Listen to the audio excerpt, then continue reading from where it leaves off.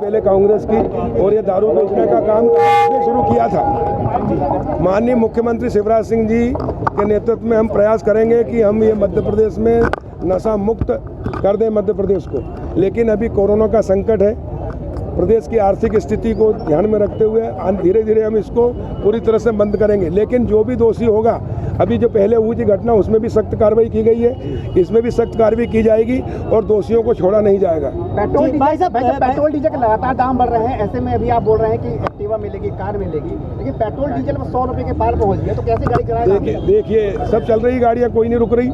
दूसरी बात, ये अंतर्राष्ट्रीय उसके ऊपर है, लेकिन आने वाले समय में हम इसका विकल्प ढूंढ रहे हैं डीजल और पेट्रोल का। सौर ऊर्जा, सुनिए, सौर ऊर्जा से, बैटरी से चलने वाली गाड़ियां ला रहे हैं। माननीय गडकरी जी का आपने वक्तव्य सुना होगा।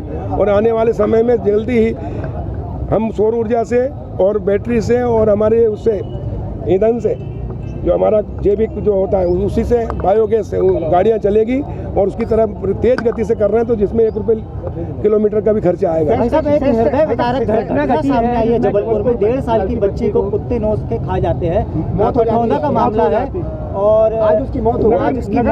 नगर निगम पहले भी घटना हुई है। देखिए ये दुखद घटना है जी, और ये इसके लिए हम सब दुखी हैं।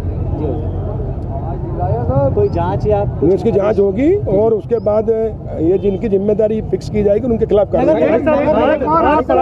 एक और वादा किया है कि घर पहुंचकर अधिकारी और सर्वे करेंगे और शासन की योजनाओं का लाभ दिलाएंगे। अधिकारी के दफ्तर में जाने के बाद वो नहीं सुनते हैं, तो घर जाकर करेंगे। देखिए मैंने इसका अभियान हरदा से पायलट प्रोजेक्ट में शुरू किया है। मैं बताना चाहता हूँ कि जब मैं राजस्व मंत्री था तब हमने एक योजना शुरू की थी ग्रामीण आबादी का मालिकाना हक देने का, और हरदा में 2 गाँव को हमने 100% मुख्यमंत्री ग्रामीण आवास अधिकार पुस्तक दिया था, जिससे गांव के हमने मुख्यमंत्री आवास योजना बनाई, जिसमें 1 लाख। आज पूरे देश में प्रधानमंत्री आवास योजना में पक्के मकान बन रहे हैं, तो मध्य प्रदेश से शुरू हुआ।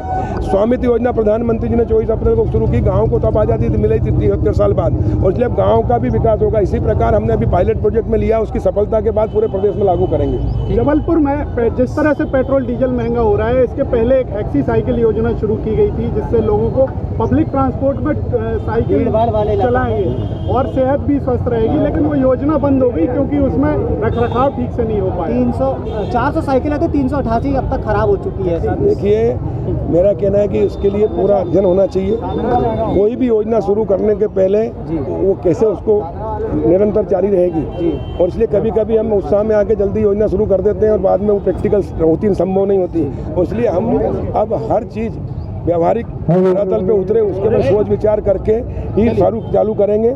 लेकिन मैं आपको, क्योंकि कृषि मंत्री हूँ, प्रभारी मंत्री कृषि मंत्री हूँ, मैंने किसानों के लिए, सब कहते हैं किसान की बात करते हैं, किसान की खेती घाटे का धंधा क्यों है, किसान कर्ज में क्यों, किसान आत्महत्या क्यों करता, क्योंकि सिस्टम गलत था। चना, सरसों, मसूर की फसल आती है गेहूँ के साथ या पहले, लेकिन खरीदी जाती थी जून जुलाई में। ये कांग्रेस के समय से नियम था, हमने उसको बदला है। अब चना, सरसों, मसूर पहले खरीदेंगे। समर्थन मूल्य मोदी जी ने स्वामीनाथन आयोग रिपोर्ट लागू की है, उसका लागत का 50% जोड़कर उसका समर्थन मूल्य घोषित किया है। पिछली बार समर्थन मूल्य 18-19 में 4600 था चना का, फिर 4875 हुआ पिछले बार, इस बार 5100 रुपये हुआ।